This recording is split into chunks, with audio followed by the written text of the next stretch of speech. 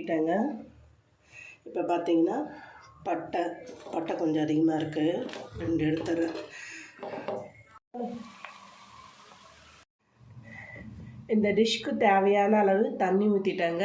அப்புறம் கட் பண்ணி வச்ச பீன்ஸு, கேரட்டு, உப்பு எல்லாமே போட்டுட்டேன். இது நல்லா கொதிக்கட்டும். கொதித்த பிறகு பார்க்கலாம். இப்போ பார்த்தீங்கன்னா தண்ணி நல்லா கொதிச்சிடுச்சு. கொதித்த பிறகு ஸ்லோ பண்ணிட்டாங்க, ஆஃப் பண்ணுற டைம் ஆகிடுச்சுன்ட்டு. இப்போ ரவையை எடுத்து கொஞ்சம் கொஞ்சமாக போடணும். அதுக்குள்ளே மறந்துட்டோம் ஒன்று. இது நம்ம செய்ய போகிறது கிச்சடி.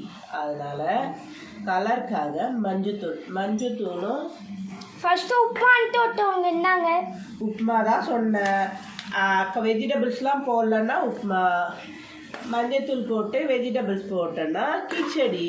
அவ்வளோதான். சிறப்பான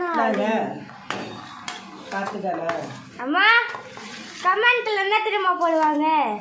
சிறப்பான. உனக்கு பாய் இல்லைன்னு நினச்சிக்கா, எதுவும் இல்லைன்னு போட. போடுமாமா? போடு எடு எடு எடு. பாய் பாய்.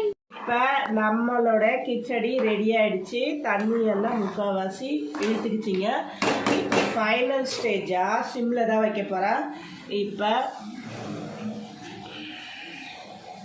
1 ஸ்பூன் நெய், 10 ரூபா பாக்கு இருக்குல்ல, அது மட்டும்தான். அப்போ அப்படி இல்லை, நெய் இல்லை அப்படின்னா நம்ம ஆயில் யூஸ் பண்ணிக்கலாம், ஒன்றும் பிரச்சனை இல்லை.